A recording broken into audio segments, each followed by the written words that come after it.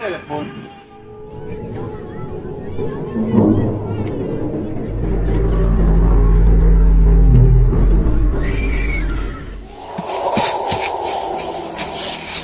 Oh my God.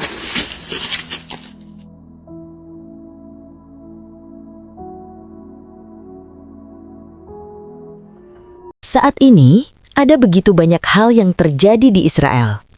Ketegangan politik meningkat, perdebatan dengan para pemimpin dunia semakin tajam. Bahkan, muncul tekanan serta sanksi dari komunitas internasional. Namun, di tengah semua gejolak itu, muncul kabar yang jauh lebih mengejutkan. Di Yerusalem, orang-orang mengaku menyaksikan sesuatu yang luar biasa. Ada yang mengatakan mereka melihat sosok Yesus dan terdengar suara dengungan aneh dari langit yang sulit dijelaskan. Apakah ini pertanda akhir zaman? Mengapa Yerusalem yang menjadi pusat perhatian? Pertanyaan-pertanyaan itu akan kita bahas sampai tuntas. Bagi umat Kristiani, inti ajaran Yesus selalu sederhana namun mendalam. Mengasihi Tuhan sepenuh hati dan menunjukkan kasih kepada sesama tanpa memandang siapa mereka. Pesan inilah yang menjadi fondasi iman Kristen selama berabad-abad. Kini, bayangkan suasana di kota tua Yerusalem. Batu-batu kuno yang telah menjadi saksi sejarah ribuan tahun terasa seolah menyimpan rahasia. Udara terasa berat, seperti kota itu sendiri sedang menunggu sesuatu yang besar. Lalu tiba-tiba, keheningan itu pecah. Sebuah suara menggema, bukan suara biasa. Nadanya dalam, kuat, dan begitu menyentuh perasaan hingga membuat orang-orang terdiam. Bukan sekadar bunyi, melainkan seperti alunan yang menggetarkan jiwa. Banyak yang menggambarkannya sebagai suara sangkakala, namun berbeda dari apapun yang pernah mereka dengar sebelumnya. Suara itu terasa agung, seolah berasal dari dimensi lain. Langit yang tadinya tenang, berubah menjadi pemandangan yang sulit dipercaya. Cahaya keemasan matahari senja menyinari bangunan-bangunan tua, menciptakan suasana dramatis.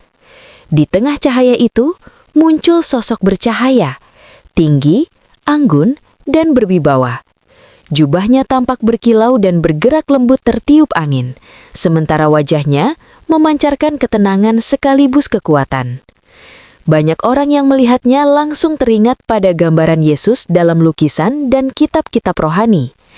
Tanpa sepatah kata pun terucap, kehadirannya menghadirkan rasa damai yang mendalam.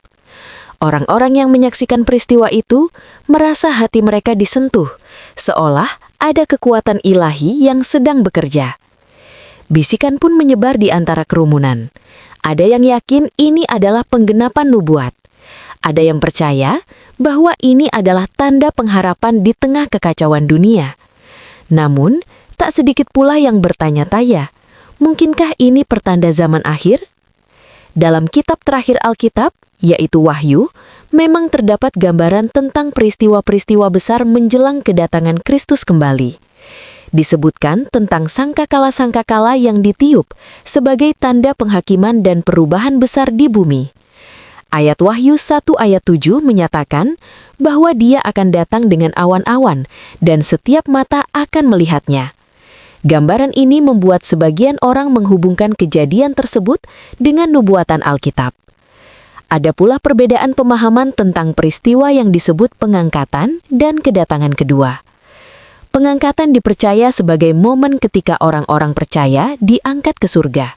Sedangkan kedatangan kedua adalah peristiwa yang disaksikan seluruh dunia. Kitab Zakaria juga menyinggung tentang Yerusalem dan pertobatan umat yang menyadari kesalahan mereka. Bagi sebagian orang, suara sangkakala dan kemunculan sosok bercahaya ini terasa sangat selaras dengan gambaran akhir zaman. Kitab Wahyu menyebut tentang 7 sangkakala yang masing-masing menandai peristiwa besar di bumi. Setiap tiupan membawa perubahan yang dramatis sebagai bagian dari rencana ilahi. Namun, di tengah semua spekulasi itu, satu hal tetap menjadi inti, pesan tentang pertobatan, harapan, dan kasih. Entah apapun makna sebenarnya dari peristiwa tersebut, Yerusalem kembali menjadi pusat perhatian dunia. Bukan hanya karena konflik dan politik, tetapi karena pertanyaan spiritual yang mendalam. Apakah benar-benar tanda akhir zaman, ataukah fenomena yang belum kita pahami sepenuhnya?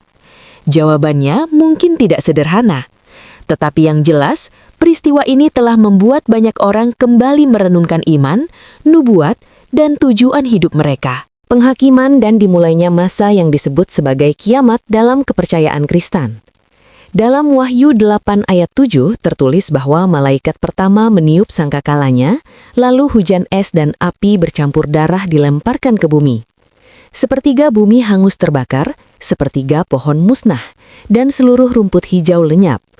Bagi banyak orang percaya, gambaran ini melambangkan murka Tuhan sekaligus awal dari masa penderitaan besar menjelang akhir zaman. Namun tidak semua tiupan sangkakala dalam kitab Wahyu digambarkan sebagai kehancuran. Dalam Wahyu 11 ayat 15 disebutkan bahwa malaikat ketujuh meniup sangkakalanya dan terdengar suara-suara nyaring di surga yang menyatakan bahwa kerajaan dunia telah menjadi kerajaan Tuhan dan Mesiasnya, dan ia akan memerintah untuk selama-lamanya. Di sini, sangkakala justru menjadi tanda kemenangan ilahi dan dimulainya pemerintahan damai yang kekal. Karena itu, ada yang memandang fenomena suara besar dan sosok bercahaya di Yerusalem bukan sebagai ancaman, melainkan sebagai lambang pengharapan. Di tengah konflik, perpecahan, dan rasa takut, kemunculan figur yang menyerupai Yesus bisa dianggap sebagai pengingat akan kasih, pengampunan, dan pentingnya berdamai satu sama lain. Bisa jadi pesan yang tersembunyi bukan tentang kehancuran, tetapi tentang perubahan hati. Mengapa Yerusalem? Pertanyaan ini juga menarik untuk direnungkan. Yerusalem bukan sekedar kota biasa. Ia adalah pusat spiritual bagi tiga agama besar dunia, Yudaisme, Kekristenan, dan Islam. Kota ini sangat tua, lapisan sejarahnya bertumpuk seperti situs arkeologi raksasa. Selama ribuan tahun, Yerusalem telah ditaklukkan, dihancurkan, dan dibangun kembali oleh berbagai kekaisaran dan bangsa. Dari bangsa Kanaan kuno, kekuasaan Romawi, hingga era Ottoman dan mandat Inggris, setiap periode meninggalkan jejaknya sendiri. Bagi sebagian orang beriman, Alkitab memang menubuatkan bahwa peristiwa besar di akhir zaman akan terjadi di Yerusalem. Ada keyakinan tentang pertarungan besar antara kebaikan dan kejahatan, dan setelah itu Tuhan akan mendirikan kerajaan damai dengan Yerusalem sebagai pusatnya. Kitab Wahyu berbicara tentang pembangunan kembali Bait Suci, munculnya pemimpin jahat yang kuat, serta kedatangan Kristus untuk memerintah dari kota tersebut. Namun di luar sisi religiusnya, situasi nyata Yerusalem hari ini juga menambah bobot peristiwa tersebut. Kota ini menjadi pusat konflik politik yang panjang antara Israel dan Palestina. Kedua pihak mengklaim Yerusalem sebagai ibu kota mereka. Di dalamnya terdapat situs-situs suci yang sangat penting bagi tiga agama, sehingga setiap ketegangan politik mudah berubah menjadi persoalan yang lebih luas dan sensitif. Dalam beberapa tahun terakhir, Israel menghadapi kritik internasional terkait kebijakan terhadap warga Palestina di wilayah yang dikuasainya. Ada tuduhan bahwa pembangunan permukiman baru di tepi barat melanggar hukum internasional. Pembatasan pergerakan orang dan barang dari dan ke Gaza juga sering menjadi sorotan karena dianggap memperburuk kondisi kehidupan warga Palestina. Selain itu, penggunaan kekuatan terhadap demonstran Palestina dinilai sebagian pihak terlalu keras. Akibatnya, sejumlah negara dan organisasi internasional mengambil langkah-langkah tertentu, seperti membatasi kerjasama ekonomi atau menerapkan sanksi. Bahkan, Amerika Serikat, yang selama ini dikenal sebagai sekutu dekat Israel, beberapa kali menyampaikan kritik terhadap kebijakan tertentu, terutama terkait hak asasi manusia dan perlunya solusi dua negara yang adil bagi kedua belah pihak. Dengan semua latar belakang sejarah, agama, dan ketegangan politik ini, tidak mengherankan jika kabar tentang sosok bercahaya dan suara dahsyat di langit Yerusalem langsung menarik perhatian dunia. Seolah-olah sorotan besar diarahkan kembali ke kota itu, mengingatkan semua orang bahwa Yerusalem selalu menjadi titik pertemuan antara harapan surgawi dan realitas manusia yang penuh konflik. Peristiwa ini tidak hanya dibicarakan di tempat ibadah atau ruang diskusi teologi. Media sosial dipenuhi video, foto, dan kesaksian dari orang-orang yang mengaku melihat atau mendengar langsung kejadian tersebut. Ada yang yakin itu mujizat, ada pula yang menduga fenomena alam atau rekayasa teknologi. Skeptisisme dan iman berjalan berdampingan. Menariknya, kejadian ini juga memancing perenungan dari mereka yang biasanya tidak terlalu religius. Pertanyaan-pertanyaan besar kembali muncul. Apakah Tuhan benar-benar campur tangan dalam sejarah manusia? Apakah ada realitas di luar dunia yang bisa kita lihat? Apakah ini pertanda sesuatu yang jauh lebih besar sedang mendekat? Setiap agama dan budaya tentu memiliki penafsiran sendiri. Sebagian umat Kristen mungkin melihatnya sebagai tanda kedatangan Kristus yang semakin dekat. Sebagian lainnya memilih berhati-hati menunggu bukti lebih lanjut sebelum menarik kesimpulan. Di kalangan agama lain pun muncul beragam interpretasi. Ada yang menghubungkannya dengan nubuatan mereka sendiri, ada pula yang menganggapnya sekedar fenomena yang dibesar-besarkan. Pada akhirnya, entah ini pertanda akhir zaman, simbol harapan, atau sekedar fenomena yang belum dipahami, satu hal jelas, Yerusalem kembali menjadi pusat perhatian dunia. Dan di tengah segala kebisingan politik dan ketegangan global, mungkin yang paling penting bukanlah ketakutan akan akhir, melainkan kesempatan untuk merenungkan kembali nilai-nilai kemanusiaan, kasih, keadilan, dan perdamaian yang justru menjadi inti dari banyak ajaran iman. Karena bisa jadi, jika memang ada pesan yang ingin disampaikan, pesan itu bukan tentang kapan dunia berakhir, melainkan tentang bagaimana kita hidup hari ini. Jiwa adalah satu kesatuan yang tidak bisa sepenuhnya dipisahkan atau dijelaskan hanya melalui unsur fisik saja. Sains mungkin mampu menerangkan bagaimana cahaya dibiaskan oleh atmosfer, bagaimana gelombang suara merambat di udara, atau bagaimana otak memproses gambar yang dilihat mata. Namun ketika menyangkut makna, keyakinan, dan pengalaman batin yang mendalam, penjelasannya tidak selalu sesederhana rumus atau data laboratorium. Banyak tradisi keagamaan mengajarkan bahwa manusia bukan hanya makhluk biologis, tetapi juga makhluk spiritual. Ada dimensi batin yang mencari arti, tujuan, dan hubungan dengan sesuatu yang lebih besar. Karena itu, ketika peristiwa seperti yang terjadi di Yerusalem muncul, respons manusia tidak hanya rasional, tetapi juga emosional dan spiritual. Sebagian ilmuwan menekankan pentingnya bukti konkret. Mereka ingin menganalisis rekaman video, memeriksa pola cahaya, mempelajari kondisi cuaca saat kejadian, bahkan menguji kemungkinan penggunaan proyeksi holografik atau drone canggih. Dunia modern memang memiliki teknologi yang mampu menciptakan pertunjukan cahaya raksasa di langit, lengkap dengan suara yang menggelegar. Konser besar dan acara seni internasional pernah menggunakan teknik semacam itu untuk menciptakan ilusi visual yang tampak sangat nyata. Di sisi lain, ada pula ahli psikologi yang mengingatkan tentang fenomena persepsi kolektif.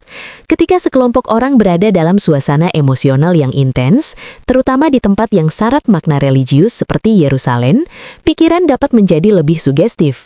Jika satu orang berseru bahwa ia melihat sesuatu, orang lain mungkin mulai menafsirkan apa yang mereka lihat dengan cara serupa. Otak manusia cenderung mengisi celah informasi berdasarkan harapan, keyakinan, dan cerita yang sudah tertanam dalam budaya. Namun tetap saja, bagi banyak orang penjelasan ilmiah tidak serta-merta menghapus makna spiritualnya. Sejarah menunjukkan bahwa umat manusia selalu mencoba memahami peristiwa langit sebagai tanda. Dari komet, gerhana, hingga bintang yang tampak tidak biasa, semuanya pernah ditafsirkan sebagai pesan dari dunia ilahi. Bahkan dalam kisah kelahiran Yesus, bintang Betlehem menjadi simbol petunjuk surgawi yang membimbing orang-orang menuju sesuatu yang besar. Fenomena di Yerusalem ini, apapun penyebabnya, telah memicu percakapan global. Rumah-rumah ibadah dipenuhi diskusi, media sosial ramai dengan perdebatan, program berita mengundang teolog, ilmuwan, dan pengamat politik untuk memberikan pandangan mereka. Ada yang penuh keyakinan, ada yang skeptis, dan ada pula yang memilih berada di tengah, terbuka pada kemungkinan, namun tetap berhati-hati. Peristiwa ini juga mengingatkan bahwa Yerusalem bukan hanya kota dengan sejarah panjang, tetapi simbol dari kerinduan manusia akan perdamaian. Jika benar ada pesan tersembunyi di balik kejadian tersebut, mungkin pesannya bukan semata tentang kehancuran atau kiamat, melainkan tentang perubahan, tentang perlunya introspeksi, pertobatan, dan usaha nyata untuk menciptakan keadilan.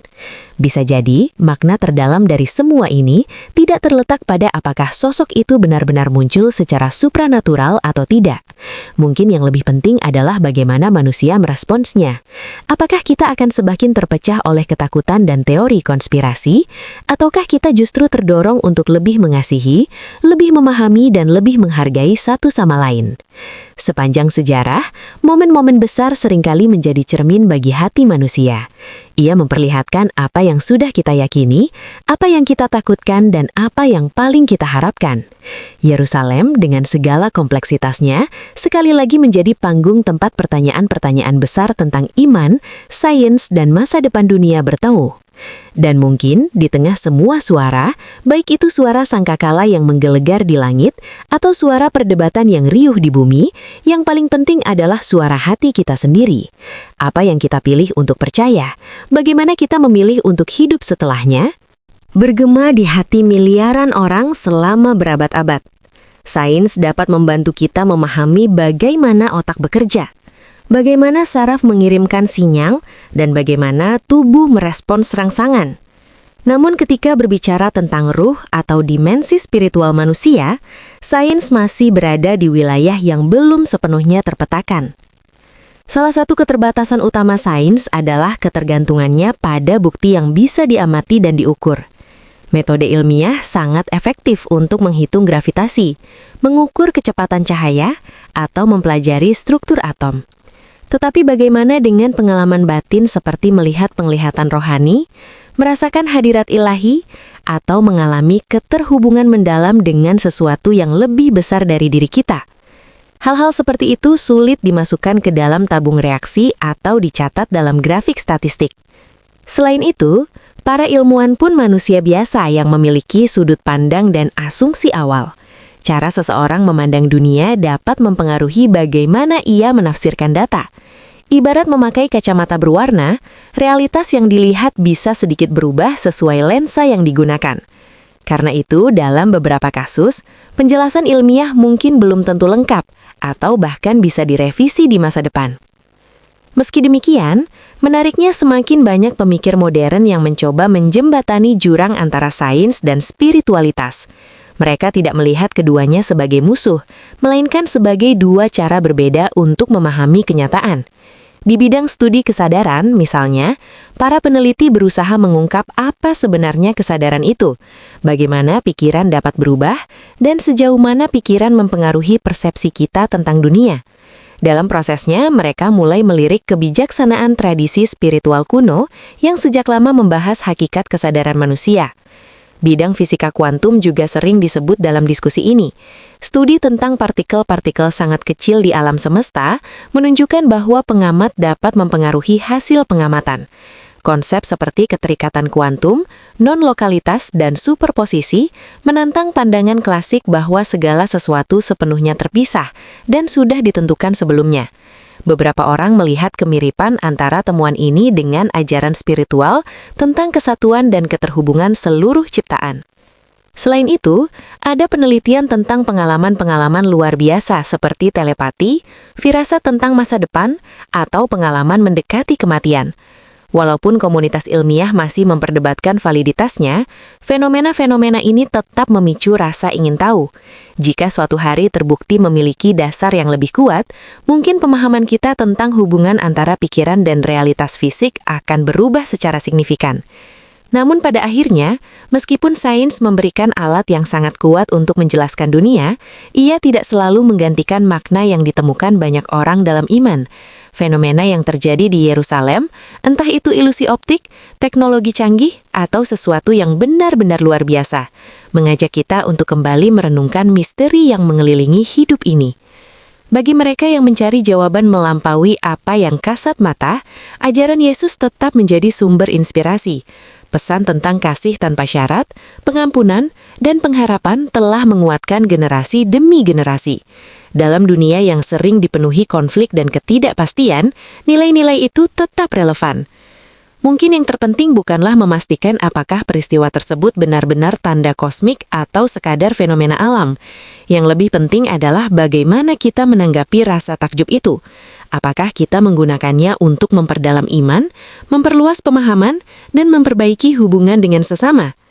Jika Anda sedang mencari tujuan hidup, kedamaian batin, atau hubungan yang lebih dalam dengan Sang Pencipta, mungkin inilah saatnya untuk mengeksplorasi kembali ajaran-ajaran tentang kasih dan pengharapan. Di tengah misteri yang belum terpecahkan, seringkali justru disitulah manusia menemukan undangan untuk bertumbuh, bukan dalam ketakutan, tetapi dalam iman dan pengertian yang lebih luas.